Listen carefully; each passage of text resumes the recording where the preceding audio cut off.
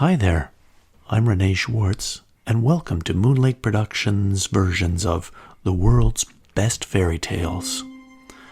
This series is for listeners both young and old, and features stories from the Grimm's Brothers, Hans Christian Andersen, Arabian Nights, and some of the best classic tales.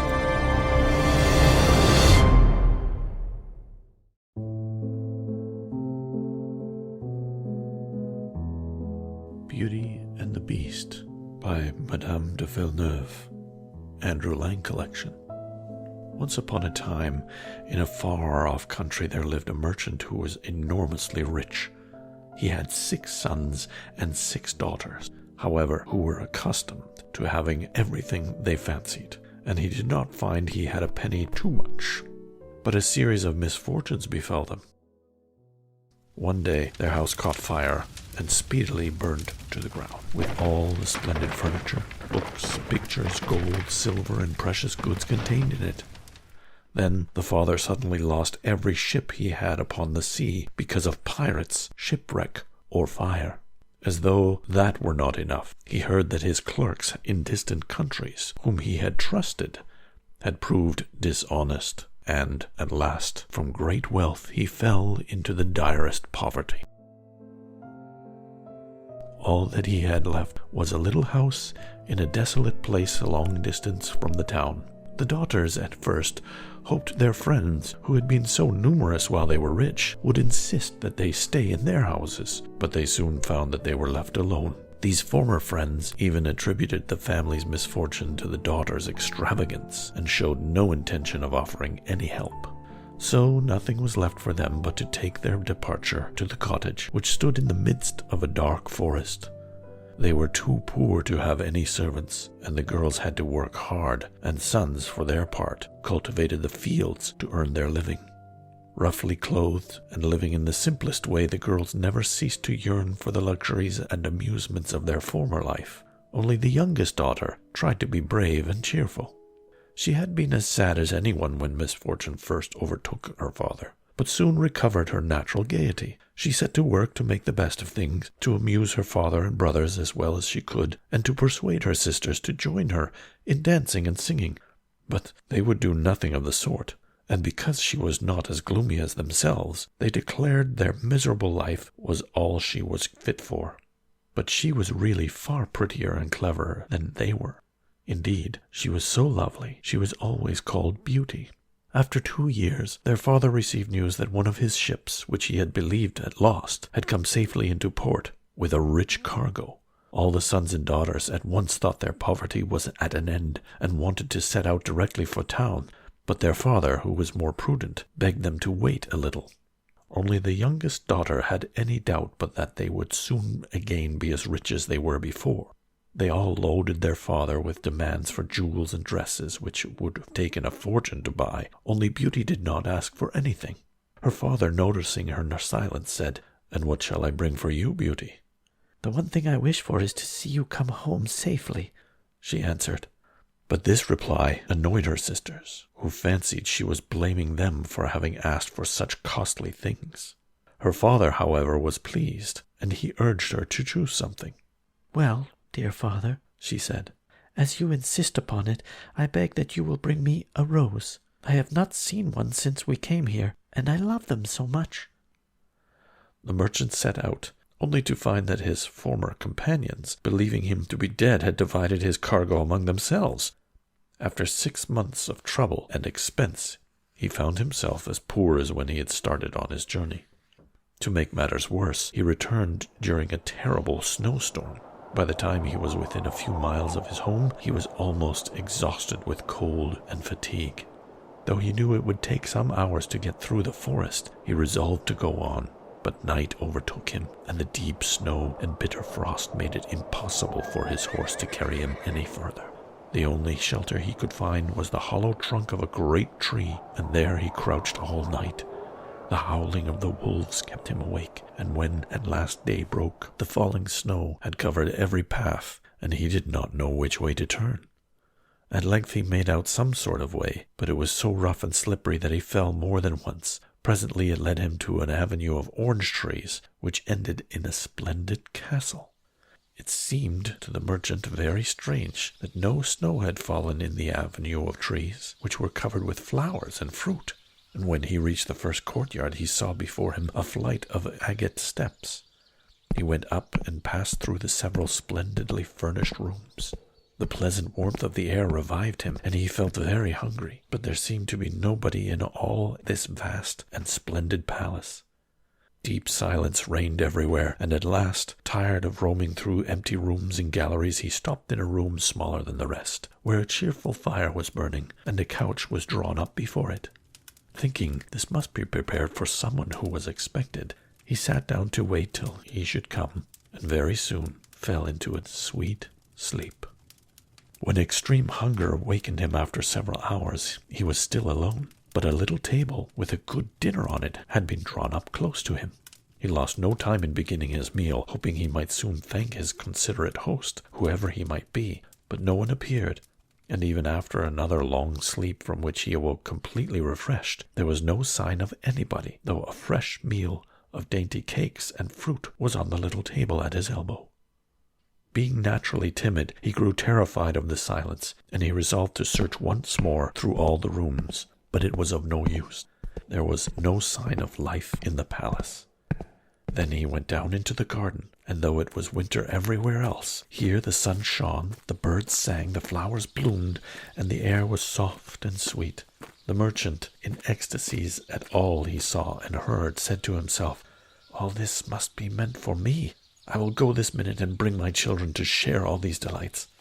In spite of being so cold and weary, when he reached the castle, he had taken his horse to the stable and fed it. Now he thought he would saddle it for his homeward journey, and he turned down the path which led to the stable. This path had a hedge of roses on each side of it, and the merchant thought he had never seen such exquisite flowers. They reminded him of his promise to Beauty, and he stopped, and had just gathered one to take to her when he was startled by a strange noise behind him. Turning round, he saw a frightful beast. "Who told you you might gather my roses?" cried the beast in a terrible voice. "Was it not enough that I sheltered you in my palace and was kind to you? This is the way you show your gratitude, by stealing my flowers. But your insolence shall not go unpunished." The merchant, terrified by these furious words, dropped the fatal rose, and throwing himself on his knees, cried, "Pardon me, noble sir. I am truly grateful for your hospitality. It was so magnificent I could not imagine you would be offended by my taking such a little thing as a rose." But the beast's anger was not lessened by his speech. "You are very ready with excuses and flattery," he cried, "but that will not save you from the death you deserve." Alas, thought the merchant, if my daughter Beauty could only know what danger her rose has brought me. And in despair he began to tell the beast all his misfortunes and the reason for his journey, not forgetting to mention Beauty's request. "A king's ransom would have hardly procured all that my daughter asked for," he said. "But I thought I might at least take Beauty her rose. I beg you to forgive me, for you see, I meant no harm," the beast said in a less furious tone. "I will forgive you on one condition, that you will give me one of your daughters." "Ah," cried the merchant, "if I were cruel enough to buy my own life at the expense of one of my children's, what excuse could I invent to bring her here?" "None," answered the beast. "If she comes at all, she must come willingly. No other condition will I have her. See if any one of them is courageous enough and loves you enough to come and save your life. You seem to be an honest man, so I will trust you to go home. I give you a month to see if any of your daughters will come back with you and stay here, so that you may go free. If none of them is willing, you must come alone, for then you will belong to me. And do not imagine that you can hide from me, for if you fail to keep your word, I will come and fetch you," added the beast grimly. The merchant accepted this proposal. He promised to return at the time appointed, and then, anxious to escape from the presence of the beast, he asked permission to set off at once. But the beast answered that he could not go until the next day. "Then you will find a horse ready for you," he said. "Now go, eat your supper, and await my orders." The poor merchant, more dead than alive, went back to his room where the most delicious supper was already served on the little table drawn up before a blazing fire. But he was too terrified to eat, and only tasted a few of the dishes, for fear the beast should be angry if he did not obey his orders. When he had finished, the beast warned him to remember their agreement, and to prepare his daughters for exactly what he had to expect. "Do not get up tomorrow," he added, "until you see the sun rise and hear a golden bell ring. Then you will find your breakfast waiting for you, and the horse you are to ride will be ready in the courtyard. He will also bring you back again when you come with your daughter a month from now. Farewell. Take a rose to Beauty, and remember your promise." The merchant lay down until dawn. Then, after breakfast, he went to gather Beauty's flower and mounted his horse, which carried him off so swiftly that in an instant he had lost sight of the palace. He was still wrapped in gloomy thoughts when it stopped before the door of his cottage. His sons and daughters, who had been uneasy at his long absence, rushed to meet him, eager to know the result of his journey, which, seeing him mounted upon a splendid horse and wrapped in rich mantle, they supposed it to be favorable. But he hid the truth from them at first, only saying sadly to Beauty as he gave her the rose, "Here is what you asked me to bring you. Little you know what it has cost." Presently he told them his adventures from beginning to end, and then they were all very unhappy. The girls lamented loudly over their lost hopes, and the sons declared their father should not return to the terrible castle, but he reminded them that he had promised to go back. Then the girls were very angry with Beauty, and said it was all her fault. If she had asked for something sensible, this never would have happened.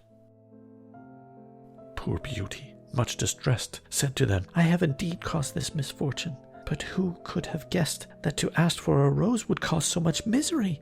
But as I did the mischief, it is only just that I should suffer for it. I will therefore go back with my father to keep his promise."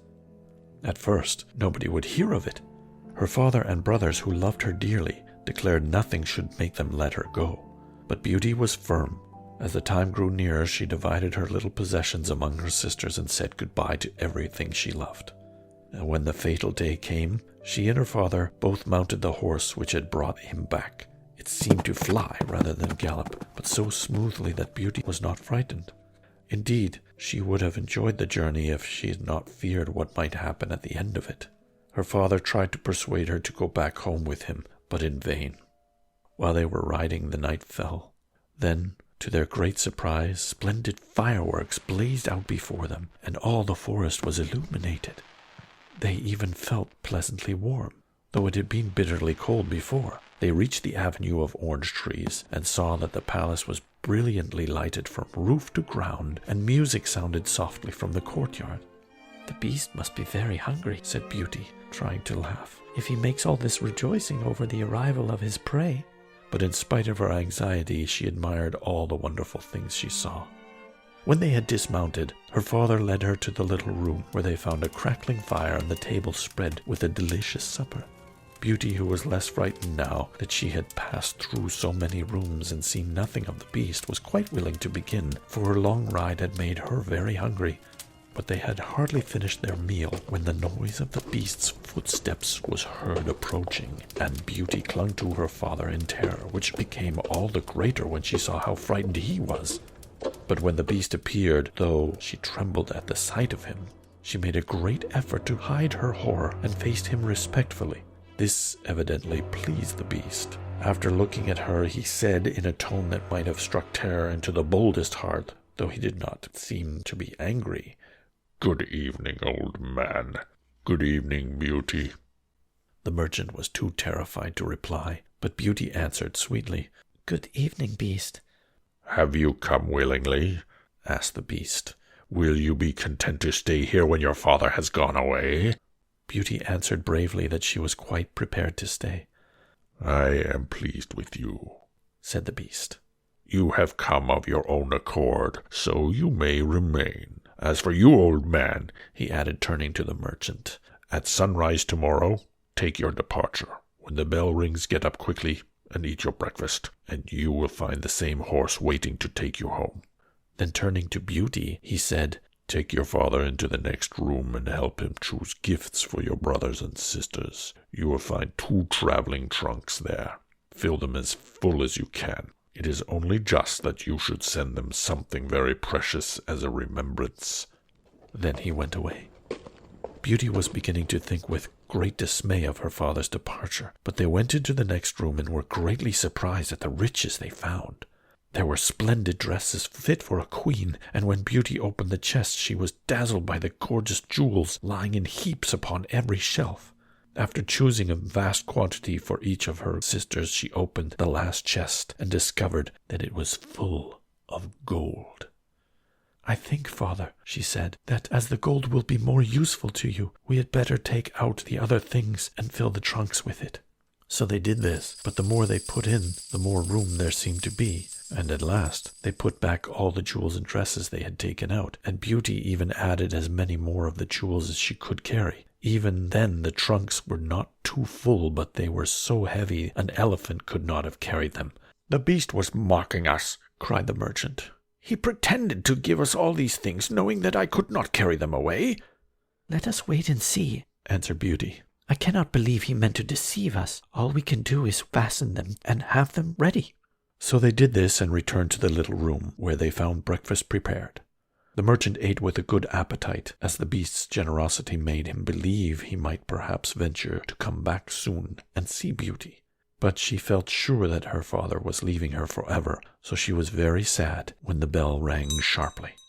They went down into the courtyard, where 2 horses were waiting, one loaded with the 2 trunks, the other for him to ride.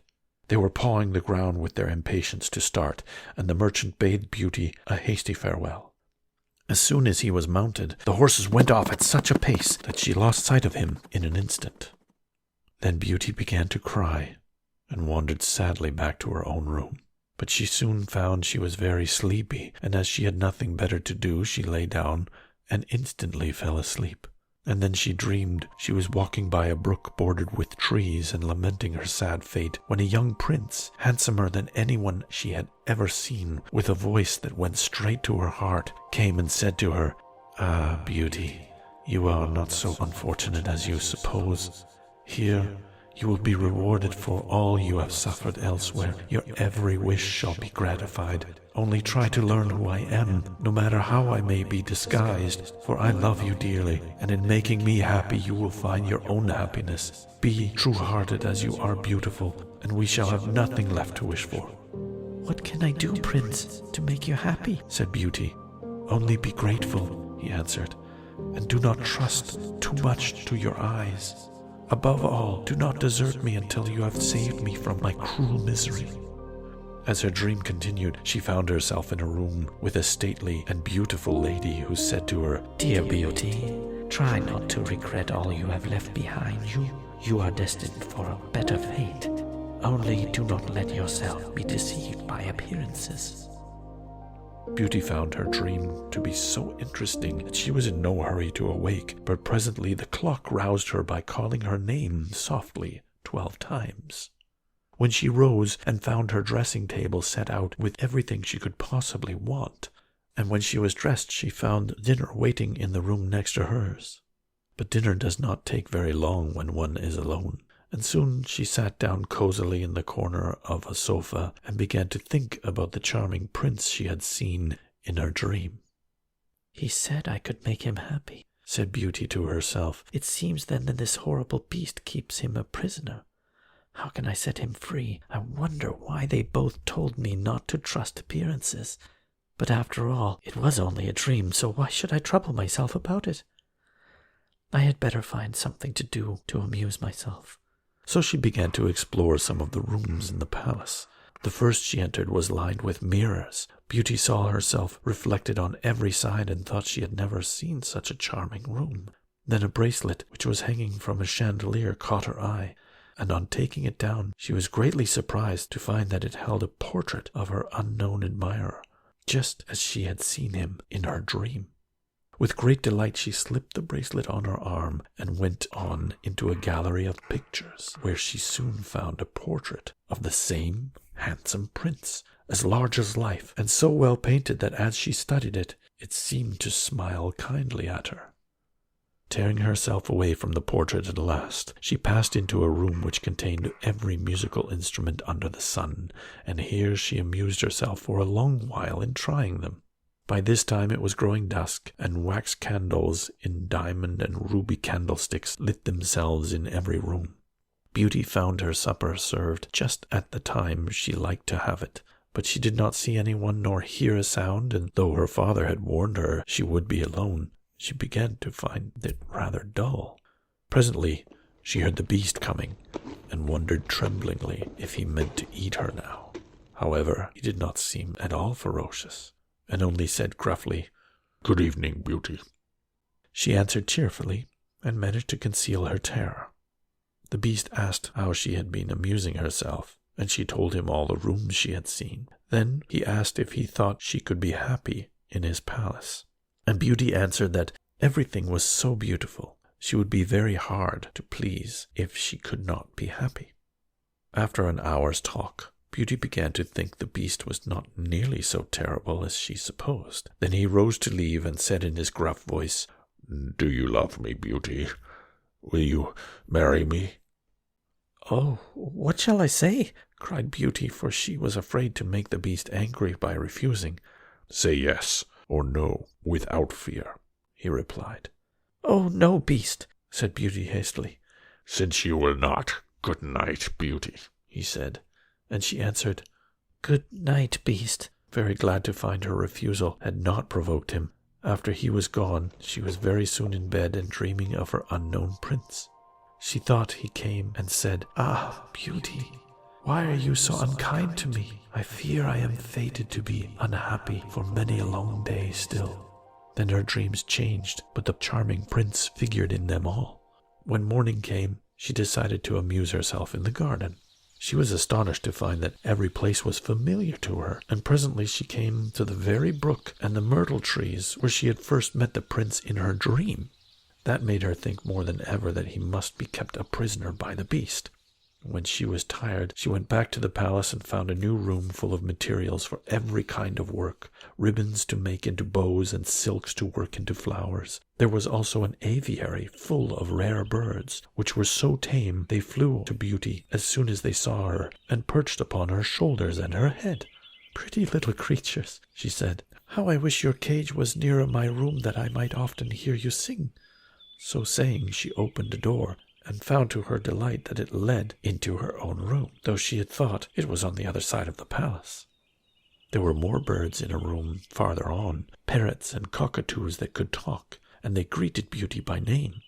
Indeed, she found them so entertaining that she took one or two back to her room, and they talked to her while she was at supper. The beast paid her his usual visit, and put to her the same questions he had asked before, and then with a gruff good night, he took his departure, and Beauty went to bed to dream of her mysterious prince. The days passed swiftly in different amusements, and after a while Beauty found another strange thing which often pleased her when she was tired of being alone. There was one room which she had not noticed particularly. It was empty except that under each of the windows stood a very comfortable chair.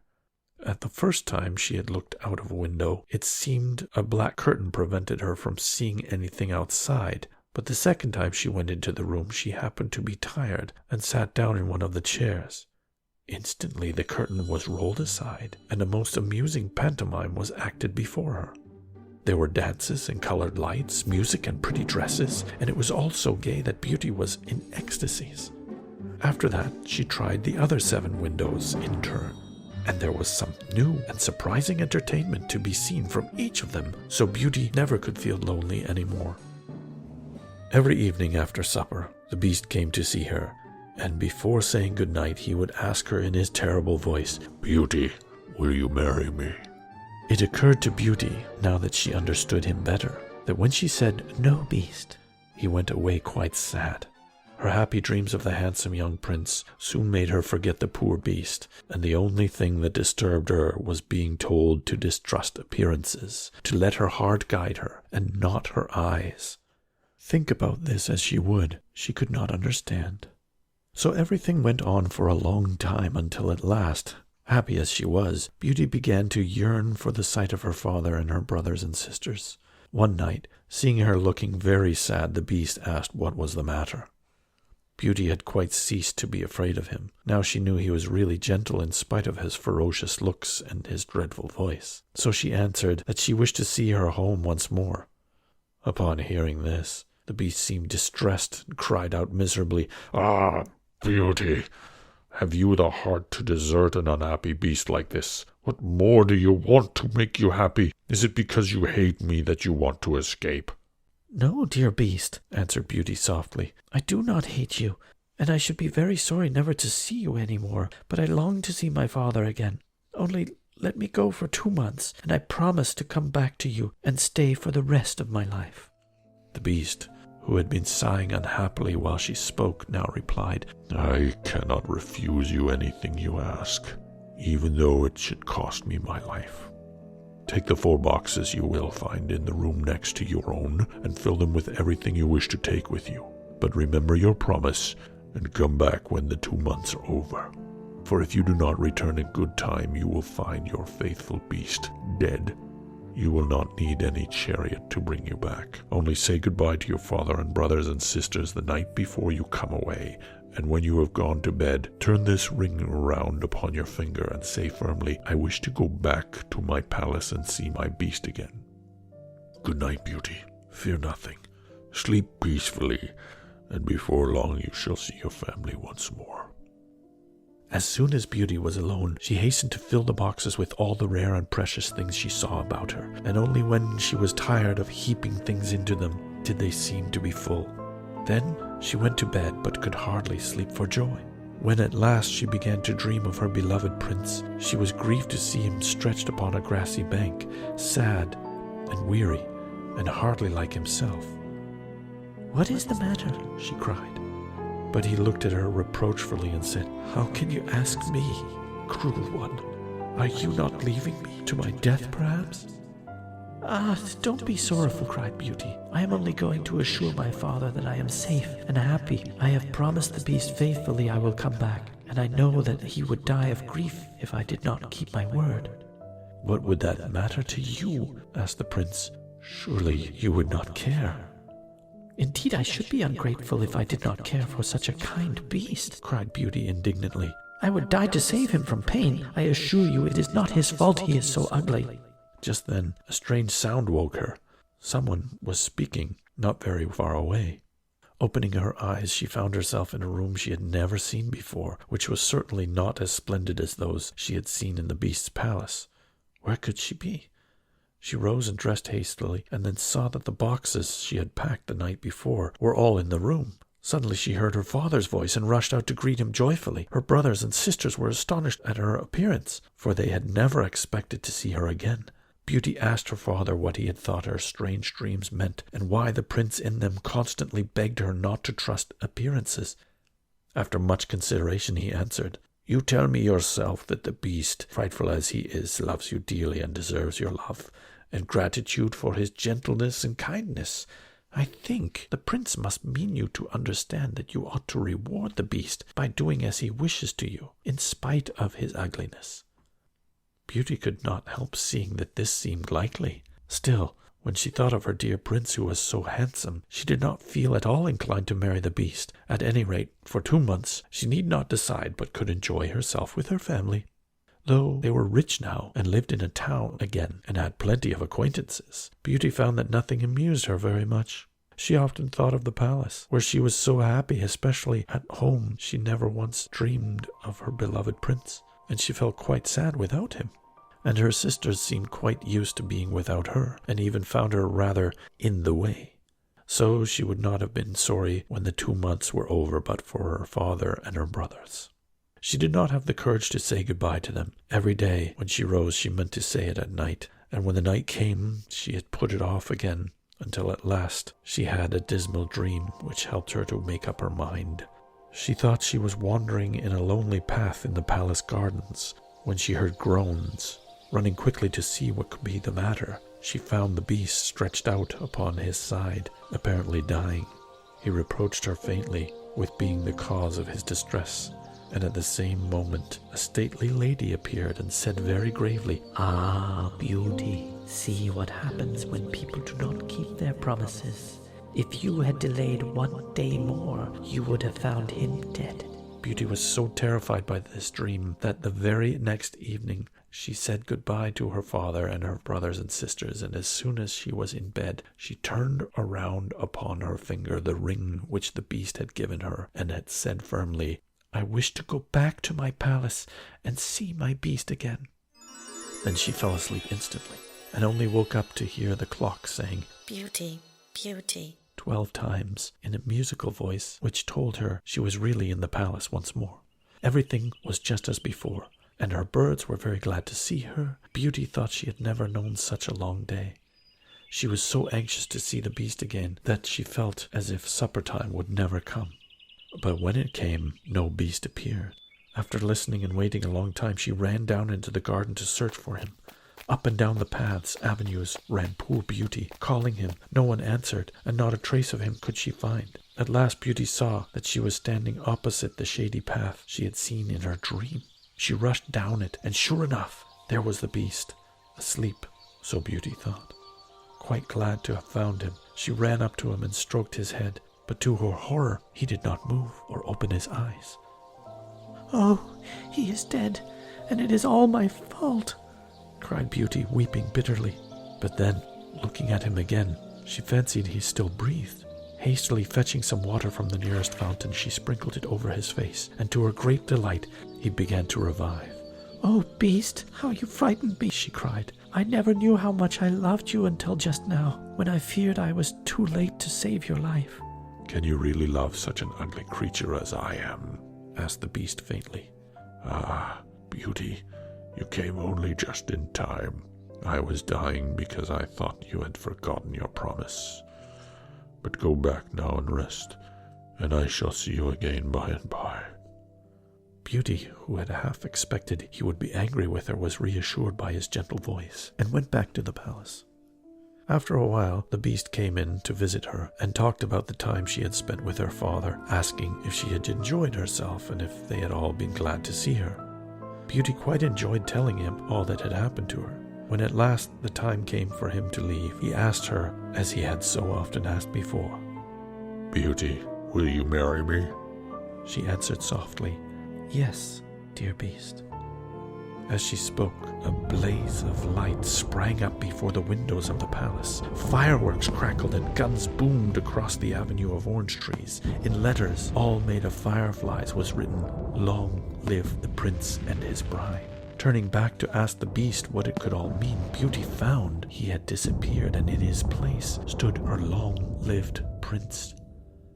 At the same moment, the wheels of a chariot were heard upon the terrace, and 2 ladies entered the room. One of them, Beauty realized, was the stately lady she had seen in her dreams. The other was so queenly that Beauty hardly knew which to greet first.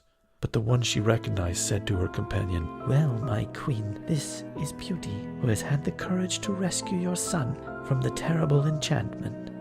They love each other, and only your consent to their marriage is wanting to make them perfectly happy." "I consent with all my heart," cried the queen. "How can I ever thank you enough, charming girl, for you having restored my dear son to his natural form?" And then she tenderly embraced Beauty and the prince, who had meanwhile been greeting the other lady, who was a fairy, and receiving her congratulations. "Now," said the fairy to Beauty, "I suppose you would like me to send for your father and all your brothers and sisters to dance at your wedding?" And so she did, and the marriage was celebrated the very next day with the utmost splendor, and Beauty and the prince lived happily ever after.